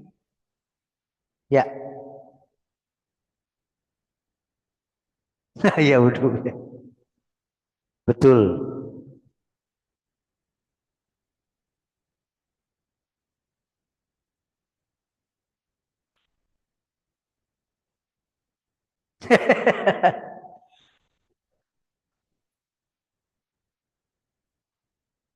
Ya. Tentang wudhu ini memang ada pembahasan tersendiri harusnya. Tapi Pak Dusan bertanya, memang sebagian kita itu saya nggak tahu itu ajaran dari mana. Ketika membasuh kepala itu cuma begini dia. Dan setelah wudhu saya iseng pernah nanya, kok begitu wudhunya? Takut rambutnya rusak. Karena baru disisir, baru dikasih apa nggak tahu rambutnya gitu ya. Padahal membasuh kepala Nabi dan para sahabat praktek wudhunya Pak. Ambil air, cipratin, dijalanin dari sini ke belakang, ke depan lagi, lalu ujung jari telunjuk masuk ke dalam telinga, ibu jari di luar telinga begini. Dan itu sekali usap saja. Bukan seperti di masyarakat. Itu dari mana dalilnya ya? Enggak ada. Yang kedua, soal kaki hanya diguyur. Karena ada Pak ya, cuman keran ya kakinya dikeluarin gitu aja begitu ya. Itu sah wudunya, hanya saja dianggap tidak sempurna. Yang sempurna itu dibasuh. Iya, bahkan dalam satu riwayat kelingking kiri masuk ke jari jemari kaki. Nah, kekeliruan yang lain, banyak yang wudhu itu kanan kiri. Padahal yang benar kanan dulu selesaikan, boleh sekali, boleh 2 kali, boleh 3 kali. Baru setelah selesai kanan, baru kiri. Bahkan ada Pak, keran nyala dia cuma begini doang. Ada. Saya nggak tahu itu dalilnya dari mana kanan kiri. Yang benar dahulukan yang kanan, selesaikan yang kanan, baru yang kiri. Seperti itu. Nah ada lagi menganggap kalau wudhu lalu bicara wudhunya batal. Nggak ada dalilnya. Boleh Pak bicara kalau ada keperluan ya. Jadi bukan setiap wudhu waktunya diskusi sambil wudhu, nggak gitu kan. Ya, ada keperluan saja sekali. Itu boleh. Sama ketika BAB dilarang berbicara. Boleh kalau ada keperluan. Ya, nggak apa-apa. Setahu saya yang nggak boleh gini, misalnya toiletnya bersampingan ya. Saling ngobrol ya. Kalau nggak ada kepentingan jangan lah. Wallahu a'lam. Ada lagi? Kita sampai zuhur tadi Pak ya? Itu kan pasti ada. Silakan Baru.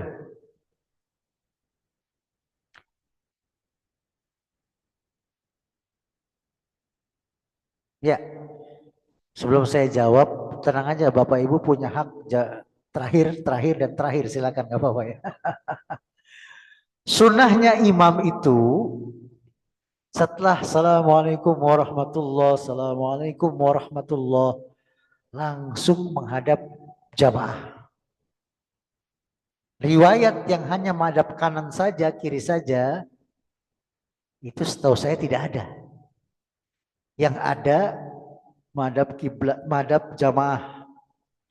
Sehingga Nabi kebiasaan kalau ada sahabat yang nggak hadir, yang biasa hadir ditanya kemana? Sakit, sama-sama jenguk. Menghadap semuanya badannya ke jamaah.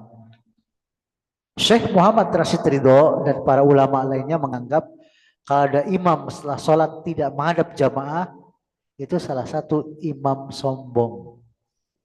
Kata para ulama. Ya begitu. Jadi lihat jamaahnya semuanya. Wallahu a'lam. Ada lagi Pak? Iya terakhir. Bapak Ibu yang belum terakhir masih punya hak.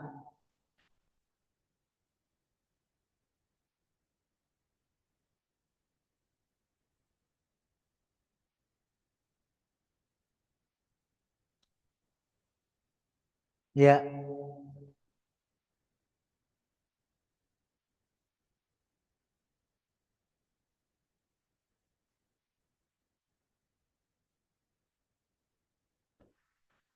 Maksudnya sholatnya belum dimulai.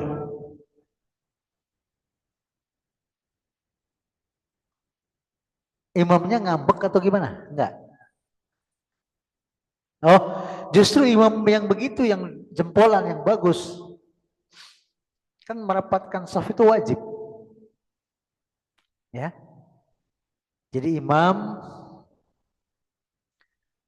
kalau Umar bin Khattab itu sampai didatangi Pak supaya lurus.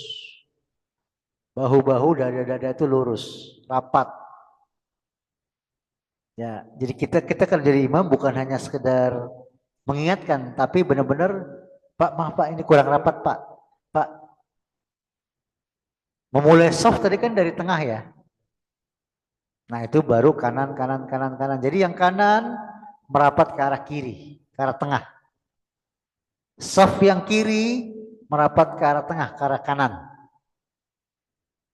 Jadi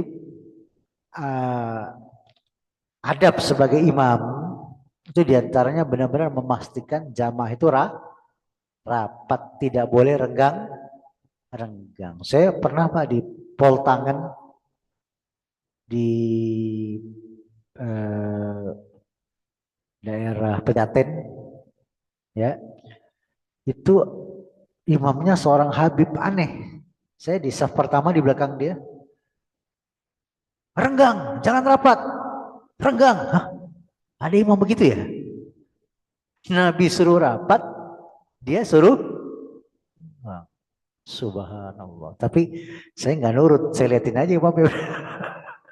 Imamnya sampai kesel, madep kiblat, Allahu Akbar, kesel dia. Saking keselnya dia agak begitu suaranya. Karena dia pikir nih makmum nggak mau diatur, suruh renggang malah rapat. Aneh nggak Pak, Bu? Kan Nabi suruhnya rapat, dia malah suruh renggang. Ada tokoh yang ditokohkan di negeri kita pernah ceramah gini.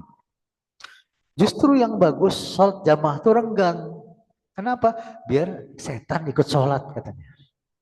Biar setannya tobat. Nah itu kan akal-akalan dia aja itu. Nabi suruh rapat supaya setan nggak mengganggu, dia malah suruh renggang.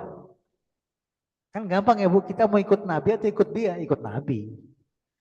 Laqad kana lakum fi Rasulillahi uswatun hasanah. Gimana nih? Udahan atau masih ada yang terakhir? Udah ya. Nanti diingatkan saja, mudah-mudahan kita kalau ketemu lagi Bapak Ibu, kita bahas hukum-hukum seputar masbuk, ada beberapa lembar nanti. Jadi Bapak Ibu tahu dalil dan penjelasan ulama. Demikian semoga bermanfaat. Subhanaka Allah bihamdika. Asyhadu an la ilaha illa anta astaghfiruka wa atubu ilaik. Assalamualaikum warahmatullahi wabarakatuh.